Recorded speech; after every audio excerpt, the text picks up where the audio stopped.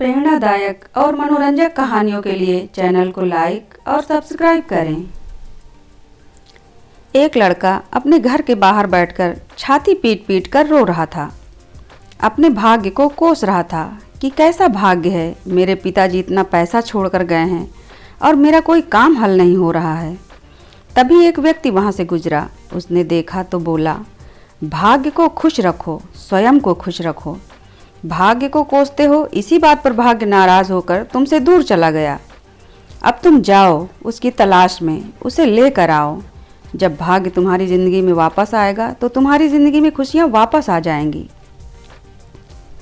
रात में जब वह लड़का सोया तो सपने में देखा कि कोई आदमी ऊंचे पहाड़ की चोटी पर से उसकी छाती पर कूदा और उसकी छाती पीटने लगा।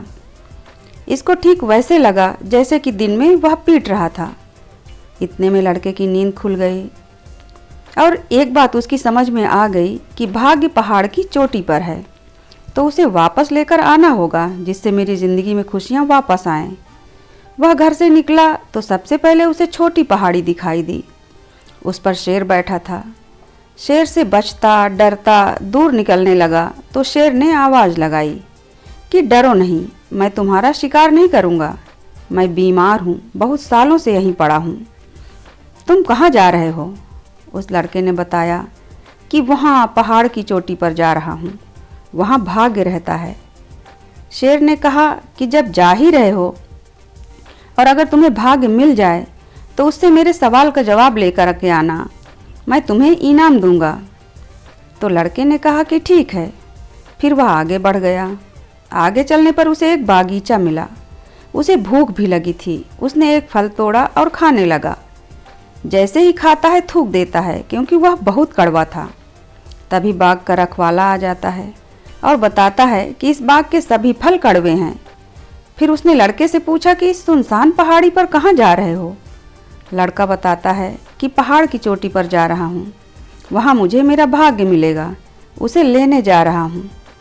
तो रखवाले ने कहा, मेरे बगीचे के फल मीठे कैसे हों? मेरे सवाल का जवाब लेकर आओगे तो तुम्हें बदले में इनाम मिलेगा। ठीक है, कहकर वह लड़का चल देता है। पहाड़ी की चोटी से पहले उसे एक सुंदर महल दिखाई देता है। लड़के ने सोचा थोड़ा आराम कर लेते हैं। वह सुंदर महल में जाता है। वहाँ एक सुंदर कन्या होती है। सुंदर कन्या कहती है कि मैं बड़ी परेशान हूँ। लड़के ने कहा, मैं पहाड़ की चोटी पर पहुँचने वाला हूँ, वहाँ भाग्य रहता है, उसे अपने साथ लेकर के आऊँगा और मेरी ज़िंदगी में खुशियाँ आएंगी। कन्या ने कहा, क्या अपने भाग्य से आप मेरे सवाल का जवाब लेकर आएंगे? मैं आपको इनाम दूंगी। लड़के ने कहा, सवाल क्या है? तो लड़की कहती है कि बस पूछ लेना कि मैं खुश कब रहूँगी। लड़का चला जाता है। पहाड़ की चोटी पर पहुंचता है। वहां उसको वाकई में एक आदमी मिलता है जो कि भाग्य था। लड़का प्रणाम करता है और कहता है कि महाराज, मेरे साथ चलिए, और उन तीनों के सवाल के जवाब भी पूछ लेता है। भाग्य ने कहा, ठीक है, तुम चलो, मैं तुम्हारे पीछे आता हूँ। लड़के ने भाग्य को प्रणाम किया और नीचे उतर आया। वह सुंदर कन्या और रखवाले के जवाब देने के बाद आखिरी में शेर के पास जाता है जो छोटी पहाड़ी की चोटी पर होता है। लड़का उसके पास जाता है। फिर शेर ने पूछा कि यात्रा कैसी रही? लड़का बताता है कि तुम्हारे सवाल के जवाब के अलावा 2 लोगों के सवालों के जवाब और बता कर आ रहा हूँ। क्या जवाब दिए तुम्हारे भाग्य ने? तो लड़का बताता है कि एक महल की मालकिन थी, सुंदर कन्या, और उनके सवाल का जवाब यह था कि जिस दिन वह मनचाहे लड़के से शादी कर लेंगी उनकी ज़िंदगी में खुशी आ जाएगी। तो फिर क्या था, तुम्हें उस लड़की ने इनाम दिया?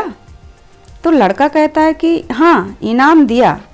वो कह रही थी कि मैं उससे शादी कर लूँ, इनाम में महल तुम्हारा हो जाएगा, आराम से रहेंगे। फिर तुमने क्या किया? शेर ने पूछा। तो लड़का कहता है कि क्या किया, मेरे पीछे मेरा भाग्य आ रहा है, उसको ना बोलकर आ गया हूँ। दूसरे सवाल का जवाब बगीचे के मालिक का है। भाग्य ने कहा है कि झरने के नीचे सोना दबा है, उसे हटा ले ताकि वह पानी साफ हो जाए और बगीचे के फल मीठे हो जाएंगे। रखवाले ने मुझसे कहा था कि रुक जाओ, थोड़ी देर में सोना निकाल लेता हूँ, तुम इनाम में वह सोना लेते जाओ। मैंने उसे ठुकरा दिया कि मेरा भाग्य मेरे पीछे आ रहा है। लड़के ने आगे कहा कि आपकी बीमारी पता है कब ठीक होगी? जब आप दुनिया के सबसे मूर्ख व्यक्ति का सर खा लेंगे। शेर बोला कि बेटा तुमसे मूर्ख कहाँ मिलेगा, और उसने उस लड़के का काम तमाम कर दिया। दोस्तों, यह कहानी हमें ये सिखाती है कि यह जीवन की यात्रा है। इसमें भाग्य आपके सारे सवालों के जवाब आपके सामने आपको दे रहा है, लेकिन आप उन्हें इग्नोर करके चलते जा रहे हैं, और ऐसा करते रहेंगे तो कुछ नहीं होने वाला। अपनी सफलता के लिए हमें अवसरों को पहचानना होगा। धन्यवाद।